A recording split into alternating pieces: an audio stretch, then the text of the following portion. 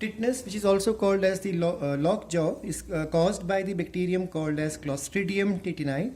Its transmission occurs because of the wounds or accidents, because if a person meets an accident, gets injured or get wounded, then it is possible through the soiled surfaces the wound may touch, maybe road, maybe dust, or maybe glass or some metal. Spores, if these spores of this bacterium are present there, which have a very long surviving rate or perination duration, they enter into the body and starts the disease called as tetanus.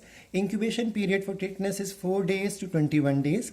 It infects the muscular tissue, and the symptoms include headache, back pain, muscular rigidity, painful muscular spasm. Treatment includes the anti-tetanus serum, which is called as ATS. And remember, this serum will only provide immunity for 6 months. So it's a type of passive immunity we'll be learning in this chapter.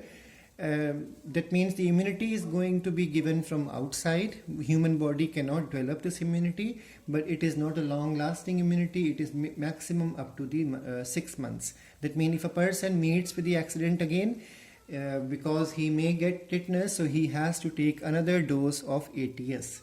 Cholera is caused by Vibrio cholera. It's a comma shaped. If you remember your 11th class syllabus, Vibrio shape is comma shape, and this bacterium carries one flagellum.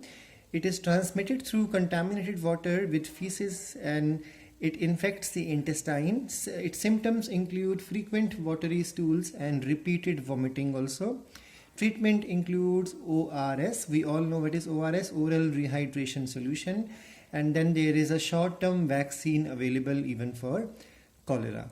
Tuberculosis, which is also called as the Koch's infection because Robert Koch identified it. Its causal organism is Mycobacterium tuberculosis.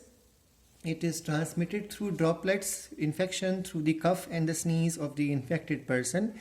Incubation period is from few days to few months, and it infects the respiratory system as well as the immunity of the body. Symptoms include fever, sweat, weight loss, cough. Blood may come out along with the cough, and then difficulty in breathing. Treatment includes 6 months of drug treatment, which is called also as DOTS. And then BCG vaccine, which is called as Bacillus calmette-guerin vaccine, and it is diagnosed with the help of X-ray as well as sputum, which is taken, and Monto test.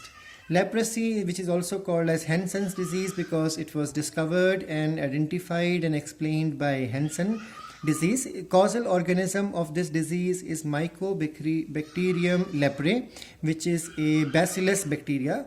Its transmission happens because of close contact with the infected person, and its incubation period may even go up to 5 years. In leprosy, skin is infected, and symptoms include lesions, hypopigmentation, so skin color goes away, deformity of fingers, toes, and loss of the nervous sensation in such portions of the body. Treatment includes antibiotics as well as BCG vaccine. Similarly, we have pertussis, which is also called as whooping cough. A very different type of cough is called as the whooping cough. Then the causal organism is Bordetella pertussis. Transmission occurs airborne again, so cough or sneeze, such type of thing, droplets may be carried through the air from an infected person. Incubation is from 1 to 3 weeks. It infects the mucosa of trachea, so mucosa layer of trachea as well as bronchi as well as bronchiole, so respiratory tract is infected. Symptoms include cold, cough, mild fever, vomiting. Cyanosis means your nails, lips all will start turning blue in color. Cyano word is for blue. Then hemorrhage in nose, eyes and brain, so bleeding can start suddenly. Treatment includes DPT, so diphtheria, pertussis, tetanus. Dose is given. Syphilis is again an STD, which we have learned already in the 4th chapter. Causal organism is Treponema pallidum. Transmission occurs with the help of sex, so STD.